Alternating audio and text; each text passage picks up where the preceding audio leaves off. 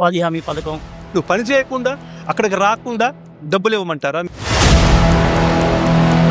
కొత్తగా తీసుకొచ్చిన జీరాంజీ పథకం. రోడ్డు పక్కన కంప చెట్లు నరుగుతారు.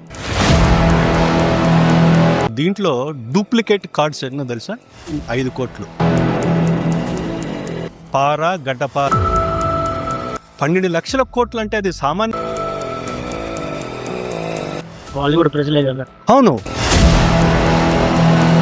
మహాత్మా గాంధీ ఉపాధి హామీ పథకంలో వాళ్ళు ఇంతమంది వచ్చుంటారు. రాకపోయినా వచ్చినట్లు అటెండెన్స్ వేసుకుంటారు. ప్రభుత్వం వేసే బిస్కెట్ల మీద ఆధారపడకూడదు. వేసే వాళ్ళకు కూడా చెప్పాలిగా. అదే విబిజీ రామ్జీ ఈ పథకం పేరు మార్చక ముందు ఉండే ఏంటి, మార్చినాక వచ్చిన లాభాలేంటి? ఆ గ్రామంలోనే కల్పిస్తారా లేకపోతే అదే ఆ పేదవాడి శ్రమ గుంట తీయటం పుడి కార్మికులుగా మలిస్తే 3 వ్యక్తుల్ని సెలెక్ట్ చేసి వారికి స్కిల్ ట్రైనింగ్ ఇస్తారు.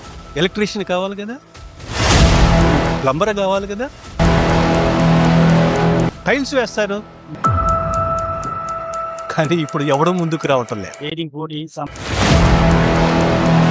మ్యానిపులేట్ చేయటానికండి. అది డబ్బులు ఇవ్వాలని చెప్పి కూర్చోబెట్టి ఇవ్వలేదు. ఇంకా రావాల్సి ఉంది. ఇంకా చర్చలు జరుగుతున్నాయి. మహాత్మా గాంధీ ఉపాధి హామీ పథకం అది ఉనికి కోసం. ఉపాధి హామీ పథకం పేరు మార్చడం వెనక ఈ పథకంలో అవకతవకలు ఏమైనా జరుగుతున్నాయా? కొత్తగా తీసుకొచ్చిన జీరాంజీ పథకం పేదలకు ఏ విధంగా ఉపయోగపడుతుందనే విషయాల మీద ఈరోజు మనతో పాటు రావూరి రమేష్ గారు మనతో పాటు ఉన్నారు. వారిని అడిగి దీని మీద పూర్తి విశ్లేషణ తెలుసుకునే ప్రయత్నం చేద్దాం. ఉపాధి హామీ పథకం ఎప్పుడు స్టార్ట్ అయింది, దాని ఉద్దేశం ఏంటి? అండి, నందిగామ టీవీ ప్రేక్షకులకు నా హృదయపూర్వక నమస్సులు. నా పేరు రమేష్. నేను ఒక ఫార్మర్ యాక్టివిస్ట్ని. మహాత్మా గాంధీ ఉపాధి హామీ పథకం దాని పేరు మార్చారు విబిజీ రామ్జీ అని. ఎందుకు మార్చారు అని దేశవ్యాప్తంగా చర్చ జరుగుతుంది. ఈ క్రమంలో అసలు ఈ మహాత్మా గాంధీ ఉపాధి హామీ పథకం ఎందుకు పెట్టవలసి వచ్చింది? ఈ పథకం 2006 సంవత్సరంలో దీనిని ఇంట్రడ్యూస్ చేశారు. అప్పుడు కేవలం 200 జిల్లాలకి మాత్రమే పరిమితం చేశారు. అంటే బాగా వెనుకబడిన కరువు ప్రాంతాల జిల్లాలు, వలస కూలీలు, వాళ్ళని నిలుపుదల చేయటానికి ఈ పథకాన్ని ప్రవేశపెట్టారు. అయితే అది క్రమంగా రాను ఏమైందంటే 2013కు వచ్చేసరికి దేశవ్యాప్తం చేసేసారు. దేశవ్యాప్తంగా ఈ పథకాన్ని అమలు చేయటం మొదలుపెట్టారు. అయితే ఈ పథకం ఇప్పుడు ప్రస్తుతం మనం ఒక పెద్ద మలుపులో ఉన్నాం.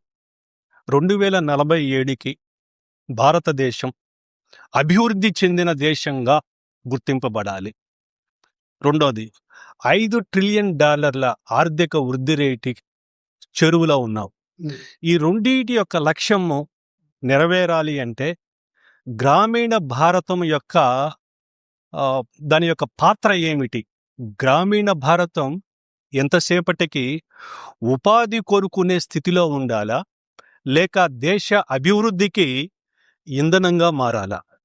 మనం నిర్ణయించుకోవాల్సిన ఆవశ్యకత ప్రస్తుతం ప్రజలందరూ కూడాను వాళ్ళ మీద ఉంది. అయితే ఉపాధి హామీ, గ్రామీణ ఉపాధి హామీ పథకం ఎప్పుడైతే స్టార్ట్ చేశారో అప్పుడు ఎంత అమౌంట్ ఉండేది?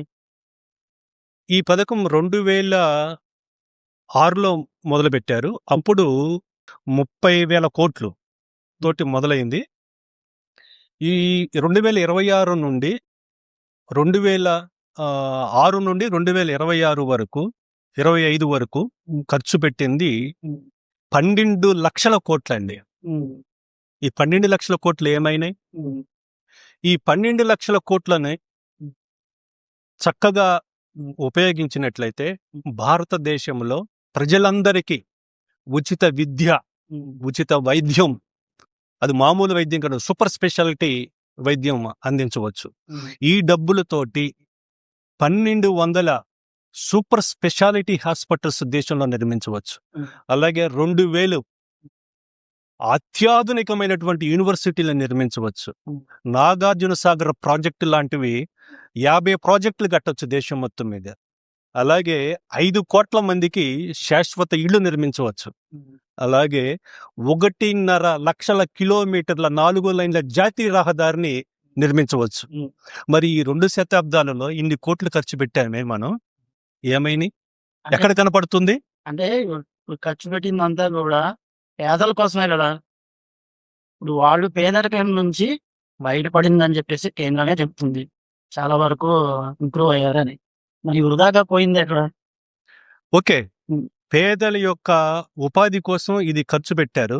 ఒక సమస్యను నివారించే చర్యగానే మనం భావించవచ్చు.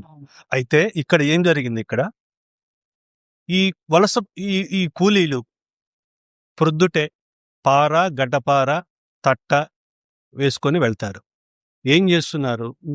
ఆ రోడ్డు పక్కన గుంతలు దవ్వుతున్నారు ఎండాకాలంలో. వర్షాకాలం వచ్చేసరికి ఆ గుంతలు పూడిపోతున్నాయి. అట్లాగే మొక్కలు పెట్టుకుంటూ వస్తారు. ఆ మొక్కలు పెట్టిన తర్వాత వాళ్ళు ఇంటికి వెళ్ళే లోపల గొర్రెలు వస్తాయి. ఆ గొర్రెలు ఈ మొక్కల్ని తినేస్తున్నాయి.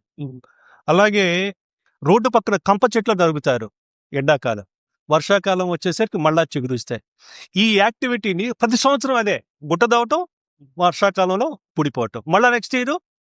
అంటే ఒక పేదవాడి యొక్క శ్రమ ఏమైంది? వాళ్ళకి ఇచ్చారు, వాళ్ళ కుటుంబం గడవాలి, నేను కాదంటలేదు, ఇట్స్ వెరీ వండర్ఫుల్ ఇది. కానీ వారి శ్రమ ఏమైంది? రేపు అతను అడుగుతాడు, నా శ్రమ ఏమైంది, నేను చూడాలి నా శ్రమను అడుగుతాడు. ఎక్కడ చూపిస్తారు మీరు? చూపించలేరు. 12 లక్షల కోట్లు అంటే అది సామాన్యమైన డబ్బులు కాదండి. అవి ప్రజాధనం. అది వాళ్ళు కూడా ప్రజలే కదా. అవును, కానీ వాడి శ్రమ ఏమైంది? ఇక్కడ దీంట్లో చాలా అదే. ఇప్పుడు ఒకటండి, నేను ఒక ఇల్లు కట్టుకోవాలనుకున్నాను. ఒక 10 లక్షలతోటి ఇల్లు కట్టాలని బడ్జెట్ వేసుకున్నాను, ఖర్చు పెట్టాను. ఖర్చు పెట్టిన తర్వాత నాకు ఇల్లు కనపడాలి కదా. మరి 12 లక్షల కోట్లు ఖర్చు పెట్టినప్పుడు దేశంలో నీకు అది దాని తాలూకా ఉత్పాదకత కనపడాలి కదా. ఏమైంది? అది నువ్వు వాళ్ళ శ్రమని నువ్వు ఉపయోగించుకున్నావు, కానీ ఉత్పాదకత ఏది? అవుట్పుట్ ఏది? ఇంకోటి, ఈ పథకంలో మహాత్మా గాంధీ ఉపాధి హామీ పథకంలో ఇక్కడ కొన్ని అవకతవకలు జరిగాయి. దేశం మొత్తం మీద 14 కోట్ల జాబ్ కార్డులు ఉన్నాయి గణాంకాలను బట్టి చూసుకున్నట్లయితే. అట్లాగే లబ్ధిదారులు 12 కోట్ల మంది ఉన్నారు. దీంట్లో డూప్లికేట్ కార్డ్స్ ఎన్నో తెలుసా? 5 కోట్లు సృష్టించారు. ఎందుకంటే ఇక మీకు తెలిసిందే కదా, ఇప్పుడు ఏ ప్రభుత్వం అయితే ఉంటుందో ఆ ప్రభుత్వంలో ఒక గ్రామ స్థాయి లీడర్కి ఈ ప్రభుత్వాన్ని అప్పచెప్తారు. వాడు ఏం చేస్తాడు? ఈ అటెండెన్స్ వేసుకుంటాడు, ఇవాళ ఇంతమంది వచ్చి ఉంటారని. వాడికి తెలిసిన వాళ్ళు వచ్చి రాకపోయినా వచ్చినట్లు అటెండెన్స్ వేసుకుంటారు. ఆ వచ్చే డబ్బుల్లో లబ్ధిదారులు సగం, వీడికి సగం. అంటే ఇప్పుడు పారదర్శకంగా చేస్తున్నట్లయితే దీని ప్రభుత్వమే టేకప్ చేసేసి వాళ్ళే తీసుకున్నట్లయితే ఆ మధ్యలో వ్యక్తులు ఎవరు ఉండరు కదా. దానికోసమే కదా దీంట్లో మార్పులు చేర్పులు తీసుకొచ్చింది. ఏ మార్పులు వచ్చినాయి చెప్తాను. అది ఇప్పుడు ప్రభుత్వం ఒక పథకం పెట్టిందండి. ఆ పథకం యొక్క ఉద్దేశం ఏమి ఉండాలి అంటే పేదరికాన్ని కొనసాగించాలా? కొనసాగించమని ఎవరు చెప్పారు? కాదు కదా, పేదరికాన్ని నిర్మూలించాలి. స్టెప్ బయటికి వెళ్ళడానికి అంతే కదా, పేదరికాన్ని నిర్మూలించాలి. ప్రభుత్వం వేసే బిస్కెట్ల మీద ఆధారపడకూడదు, నిర్మూలించి వారి కాళ్ళ మీద వాళ్ళు నిలబడేటట్టుగా గ్రామీణ ఉత్పాదకతను పెంచాలి. అప్పుడు బానే ఉంది. ఈ బిస్కెట్లు వేసే అలవాటు వాళ్ళ దగ్గర నుంచి ఆగితే బెటర్ కదా. తీసుకునే వాళ్ళకి బిస్కెట్లు తీసుకునే వాళ్ళు ఆకలితోనో అవసరంతోనో తీసుకుంటారు, కానీ వేసే వాళ్ళకి కూడా చెప్పాలిగా. అదే నేను చెప్పేది, వాళ్ళ యొక్క శ్రమని ఉత్పాదకత వైపు మరల్చండి. అదే విబిజి రామ్జీ యొక్క ముఖ్య ఉద్దేశం. మన ప్రీతమ ప్రధాని నరేంద్ర మోడీ గారి యొక్క మార్గదర్శకంలో ఈ కార్యక్రమం జరగబోతుంది. ఈ విబిజి రామ్జీ ఈ పథకం పేరు మార్చొచ్చు, కానీ లోటుపాట్లని మనం సరి చేసుకోవాల్సిన ఆవశ్యకత ఉంది. 12 లక్షల కోట్లు అండి అది. సామాన్యమైన మనిషికి డబ్బులు కాదు. ఆ డబ్బు గనుక ఇవాళ ఉన్నట్లయితే ఇవాళ ప్రపంచంలోనే భారతదేశం సూపర్ పవర్‌గా హ్మ్. ఏర్పాటయ్యేది. హ్మ్. అంటే కేవలం ఉపాధి హామీ ఆ నిధులు గనుక ఉన్నట్టయితేనే అయిద్దా? మిగతాయి కూడా ఉన్నట్టయితే అయిద్దా? అంటే సూపర్ పవర్. మిగతావి అవి అది సక్రమంగా ఏదైనా సక్రమంగా ఏ పనైనా సరే హ్మ్. సక్రమంగా హ్మ్. సరియైన దిశలో ఉత్పాదకతను పెంచే విధంగా ఉంటే అది ఏ పథకమైనా సరే హర్షించదగ్గదే. హ్మ్. ఇప్పుడు ఉత్పాదకత రాలేదు ఇక్కడ. హ్మ్. అదే కదా మనం బాధపడేది. అంటే ఈ పథకం స్టార్ట్ అయింది 2006లో. 6, ఇది 2026. 26 ఈ మధ్యలో 2 దశాబ్దాలు 20 ఏండ్లండి. ఈ 2 సార్లు కేంద్ర ప్రభుత్వం బీజేపీనే ఉంది. బీజేపీ ఉంది. కానీ 2026లోనే గుర్తొచ్చిందా?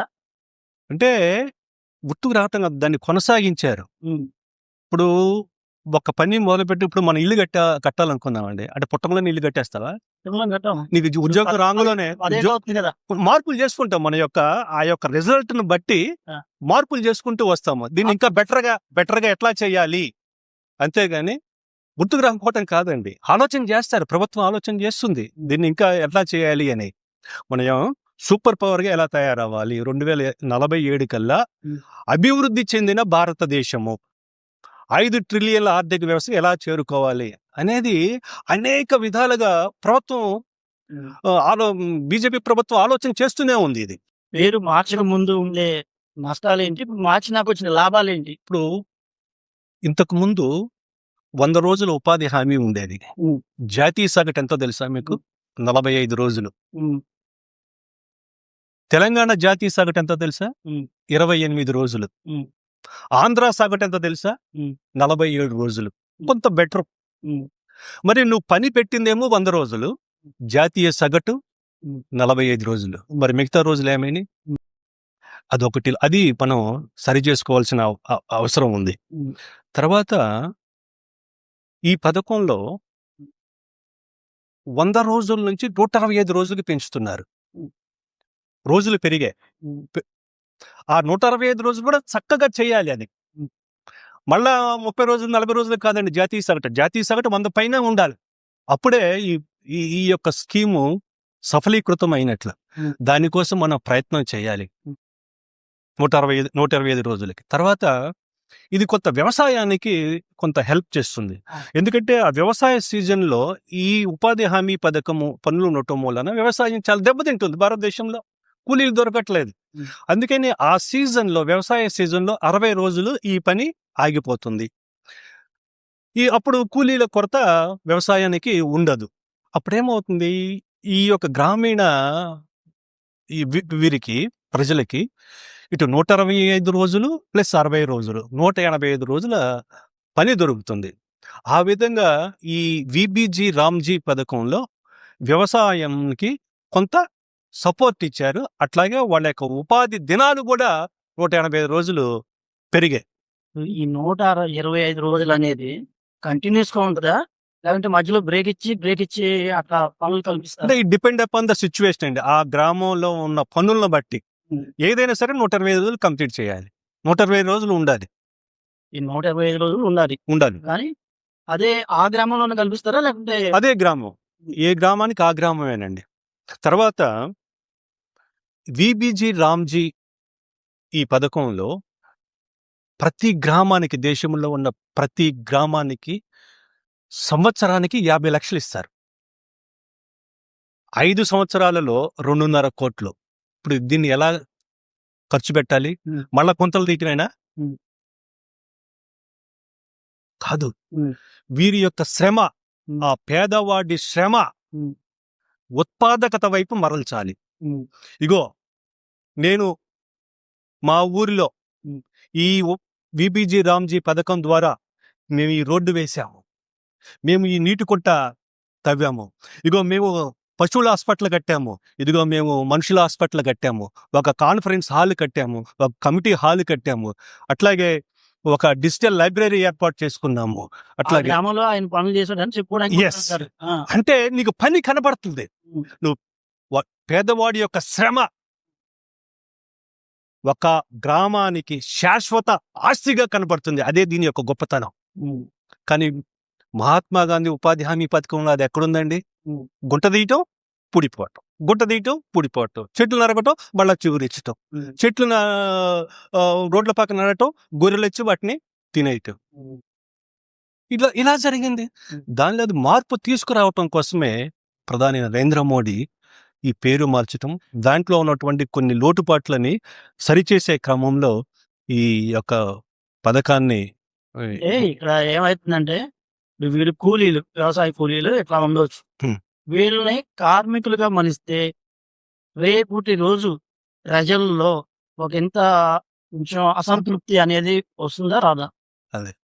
ఇప్పుడు మంచి ప్రశ్న వేశారు. ఈ కూలీలని వాళ్ళని ఒక అన్ప్రొడక్టివ్ కూలీలుగానే చూసాం మనం. వాళ్ళని ప్రొడక్టివ్ వర్కర్స్గా మారిస్తే ఎలా ఉంటుంది? ఉమ్. ఒక స్కిల్డ్ లేబర్గా మారిస్తే ఎలా ఉంటుంది? ఉమ్. ఇంకా వాడి జీవితం ఎంతసేపు గుంట తీయటం, గుంట పొడ్చటమేనా? ఉమ్. అలా కాదు. ఉమ్. ఈ విబిజీ రామ్జీ పథకంలో ఉమ్. ప్రతి గ్రూపుకి 10 మంది ఉంటారు. ఆ 10 మంది గ్రూపులో 3 వ్యక్తుల్ని సెలెక్ట్ చేసి ఉమ్. వారికి స్కిల్ ట్రైనింగ్ ఇస్తారు. ఎక్కడ ఇస్తారు? అక్కడే, ఆ గ్రామంలోనే, లేకపోతే ఒక దగ్గరలో ఉన్న ఏదైనా ఒక మండలం హెడ్ క్వార్టర్ లో ఆ గ్రామంలో ఏముంటాయి? రోడ్లు ఏటో ఉంటాయి, ఆ, లేదంటే బిల్డింగ్ వర్కింగ్ ఉంటుంది లేదంటే వ్యవసాయ పనులకు సంబంధించి ఉంటుంది. ఉంటుంది దానికి ట్రైనింగ్ ఏముంటది? అదే ఎలక్ట్రీషియన్ కావాలి కదా, ఉమ్. ప్లంబర్ కావాలి కదా, అయ్యి ఉపాధి హామీ పథకాలకు వస్తాయా? ఆ, నేర్పుతారు వాళ్ళు నేర్పుతారు. కొత్తగా ఉంది. ఆ, అదే దీని యొక్క ప్రత్యేకత. వాళ్ళకి నేర్పుతారు. వాళ్ళకి మాస్ వర్క్ గా వాళ్ళు చేస్తారు. లేబర్ వర్క్ ఎంతవరకు చేయాలో అంతవరకు చేస్తారు. ఓకే, దాంట్లో ఉపాధి హామీ పథకంలో ఉన్న ఎవరైతే లబ్ధిదారులు ఉన్నారో వారికి స్కిల్ ట్రైనింగ్ ఇవ్వబడుతుంది. వారు అక్కడ పనిచేస్తారు, తర్వాత బయట కూడా పని చేసుకోవచ్చు. అప్పుడు వాళ్ళ యొక్క ఇది పెరిగినట్టే కదా, ఉమ్. రోజువారీ కూలీ పెరిగినట్టే కదా. ఉమ్. స్కిల్ లేబర్గా మనం తయారు చేస్తున్నాం మనం వాళ్ళని. అన్ప్రొడక్టివ్ లేబర్ కాదండి వీళ్ళు. ఉమ్. అదే ఇప్పుడు మన భారతదేశానికి కావాల్సింది. స్కిల్డ్ లేబర్ కావాలి. వాళ్ళు ఎక్కడున్నారు? అసలు దొరుకుతున్నారు? అసలు ఎక్కడ దొరకట్లేదు అసలు. ఉమ్. అందరు ఇంజనీరింగ్ డిగ్రీ ఉమ్. ఇదే. ఈ ముగ్గురికి ట్రైనింగ్ ఇచ్చి వాళ్ళ ముగ్గురు చేత ఇంకొంతమంది ట్రైనింగ్ ఇస్తారా? ఇస్తారు. ఆ. ఇట్లా ఇప్పుడు ఒక గ్రామం అంటే కనీసం మా గ్రామంలో 1000 మంది ఉన్నారండి. అట్లా అంటే 100 గ్రూపులు అవుతాయి కదా. ఉమ్. 10 మంది లెక్క చూసుకుంటే ఉమ్. 100 గ్రూపులు అవుతాయి. 100 × 3 ఉమ్. ముగ్గురు ఉంటారు. ఒక్కొక్క గ్రూప్ లో 3 ఉంటారు. ఉమ్. అప్పుడు ఎంతమంది అయ్యారు? 300. 300 మంది స్కిల్ లేబర్ ఉన్నారంటే ఉమ్. ఆ గ్రామం ఎవరిని అసలు బయట నుంచి నీకు కష్టపడే అక్కర్లేదు. ఉమ్. ఆ గ్రామంలోనే ఆ డబ్బులు వాళ్ళకే వెళ్తాయి. నువ్వు ఎలక్ట్రీషియన్ నేర్చుకున్నావు, ఉమ్. నువ్వు ఒక బిల్డింగ్ కట్టారండి మీరు, హాస్పిటల్ ఎలక్ట్రీషియన్ వాడే చేస్తాడు. ఉమ్.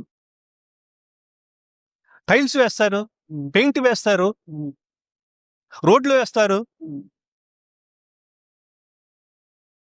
వాళ్ళ యొక్క అన్ప్రొడక్టివ్ లేబర్ ని ప్రొడక్టివ్ వర్క్ గా మార్చటమే విబిజీ రామ్జీ యొక్క ముఖ్య ఉద్దేశం. జాబ్ కార్డులు ఏవైతే ఉంటాయో కొన్ని నకిలీగా చేసి వాడుకుంటున్నారని. అవును. ఇప్పుడు ఆ జాబ్ కార్డులని నకిలీ నుంచి అసలుకి మారుతారా, నకిలీని తీసేస్తారా? గతంలో నేను చెప్పాను ఇందాక 5 కోట్ల జాబ్ కార్డులు నకిలీ ఉన్నాయి. ఉమ్. ఇప్పుడు టెక్నాలజీ లేదు. అప్పుడు ఉమ్. వీళ్ళు ఏం చేశారు? ఎవరైతే ఈ పనిని చూస్తున్నాడో ఆ గ్రామంలో అతను వాళ్ళు తీసిన వాళ్ళకి రాకపోయినా అటెండెన్స్ వేసేవాడు. ఆ వచ్చే డబ్బులు చెరిసగం వేసుకునేవాడు. ఇట్లాగా నకిలీ కార్డు సృష్టించటము, ప్రజాధనాన్ని వృధా చేయటం. ఇప్పుడు అలా కాదు, టెక్నాలజీ మారింది. ఆర్టిఫిషియల్ ఇంటెలిజెన్స్ ఆధారితంగా ఇప్పుడు ఆ లబ్ధిదారుని గుర్తించాలి, జియో ట్యాగ్ చేయాలి. ఉమ్. ఎక్కడా కూడా అవకతవకలు లేకుండా చేయటం జరుగుతుంది. ఇంకోటి, ఉమ్. ఈ టెక్నాలజీ రాకముందు గ్రామంలో గ్రామ స్థాయి నాయకులు ఈ పథకాన్ని సూపర్వైజ్ చేయటానికి పోటీలు పడేవారు. ఉమ్. కానీ ఇప్పుడు ఎవడో ముందుకు రావటం లేదు. రేటింగ్ పోటీ, సమాజ సేవక, లేదంటే లేబులింగ్ కూడా మ్యానిపులేట్ చేయటానికండి. ఆ. ఆ? అప్పుడు టెక్నాలజీ లేదు ఆ. మ్యానిపులేట్ చేయటానికి. ఆ. కానీ ఇప్పుడు టెక్నాలజీ ఇంట్రడ్యూస్ చేస్తుంది కేంద్ర ప్రభుత్వం. ఆ. పేర్ల మీద అంటే లబ్ధిదారుడికి అది మరి నిజాయితీ ఉండాలి కదా. లబ్ధిదారుడు అని చెప్పేసి వాళ్ళకి అది డబ్బులు ఇవ్వాలని చెప్పి కూర్చోబెట్టి ఇవ్వలేం కదా. పని చేయించుకున్నా. పని చేయించుకొని నువ్వు డబ్బులు ఇవ్వు. ఉమ్. నువ్వు పని చేయకుండా అక్కడికి రాకుండా డబ్బులు ఇవ్వమంటారా మీరు? లేదు. అంతే కదా, ఎవరు అడగరు, వాళ్ళే అడగరు. వాళ్ళే అడుగురు. ఉమ్. అసలు మీకు కొంతమంది లబ్ధిదారులు చాలా మంది నాతో అన్నారు ఇది దండగమారి పథకము అని. ఉమ్. ఎందుకని వాళ్ళకే అసంతృప్తి. ఉమ్. నేను పని చేశాను, నేను శ్రమ చేశాను, ఉమ్. నా గ్రామానికి ఏం కనపడింది నేను చేశాను. 20 ఏళ్ల నుంచి నేను వెళ్ళానండి. ఏం చేశాను నా గ్రామానికి? ఏం ఉపయోగపడ్డాను నేను గ్రామానికి? నా భారతదేశానికి ఏం ఉపయోగపడ్డాను? నా శ్రమ ఏమైంది అని వాళ్ళు ప్రశ్నిస్తున్నారు. కానీ ఇప్పుడు అలా కాకుండా వారి యొక్క శ్రమని కన్వర్ట్ చేస్తున్నాం. అదే విబిజి రామ్జీ పథకం యొక్క ముఖ్య ఉద్దేశం అన్నమాట. మీరు అనేది ఏంటంటే శ్రమ కనిపిస్తే అతను ఇంకా ఆనందపడతాడు. ఇప్పుడు మీరు ఇల్లు కట్టుకున్న తర్వాత ఎంత ఆనందపడతారండి మీ డబ్బులతోటి? ఆ ఇల్లే లేదనుకోండి, డబ్బులు అయిపోయినాయి, ఇల్లే లేకపోతే ఎంత బాధగా ఉంటుంది, మనోవేదన. అరే నేను ఇంత శ్రమ చేశాను 20 ఏళ్ల నుండి, నా గ్రామానికి నేనేం చేయలేకపోయాను, నా జీవితం ఎందుకు అని. అదే ఒక టెక్నికల్ గా వాళ్ళని ఆ శ్రమని ఉత్పాదకత వైపు, అంటే ప్రొడక్టివిటీ రావాలండి. ప్రొడక్టివిటీ లేనప్పుడు దేశం ఎట్లా ముందుకు వెళుతుంది? సరే, ఇప్పుడు జీరామ్జీ అనే పథకానికి కమిటీలు వేయడం కానీ, లేదంటే అధికారుల పర్యవేక్షణ కానీ, కార్యరూపం దాల్చడానికి కొత్త మార్గదర్శకాలు వస్తున్నాయండి. తప్పకుండా వస్తాయి, ఇంకా రావాల్సి ఉంది. ఇంకా దీంట్లో చర్చలు జరుగుతున్నాయి. దీన్ని పకడ్బందీగా ఈ యొక్క పథకాన్ని అమలు చేయాలని ప్రీతమ ప్రధాని నరేంద్ర మోడీ కంకణం కట్టుకున్నారు. మహాత్మా గాంధీ ఉపాధి హామీ పథకం అది ఉనికి కోసం అయితే, విబిజి రామ్జీ పథకం ఉత్పాదకత కోసం. మనం ఇచ్చే ప్రతి రూపాయి, ప్రభుత్వం ఇచ్చే రూపాయి ప్రజాధనం అండి. అది ఆ ప్రతి రూపాయి పేదవాడి కడుపు నింపడమే కాదు, ఆ పేదవాడి శ్రమ దేశం కోసం, అది ఒక రోడ్డు గానో, ఒక చెక్ డ్యామ్ గానో, ఒక హాస్పిటల్ గానో, ఒక రైతు సేవా కేంద్రం గానో నిర్మాణంగా మారాలి. అప్పుడే మనం ఏర్పరచుకున్న లక్ష్యం 2047 కల్లా అభివృద్ధి చెందిన భారతదేశం 5 ట్రిలియన్ల ఆర్థిక వ్యవస్థకి చేరుకోవటం. ఆ రెండింటి యొక్క లక్ష్య సాధనలో గ్రామీణ భారతం ముందుంటుందని నేను తెలియజేస్తున్నాను. ధన్యవాదాలు. ఈ ఎపిసోడ్ని ఫస్ట్ ఎపిసోడ్గా చూడండి. దీని మీద మరింత సమాచారం వచ్చిన తర్వాత మరో డిబేట్తో కలుద్దాం. ఈరోజు నందిగామ టీవీకి వచ్చి రావురి రమేష్ గారు మంచి విషయాలు తెలియజేశారు. మరో వీడితో కలుద్దాం. నమస్కారం.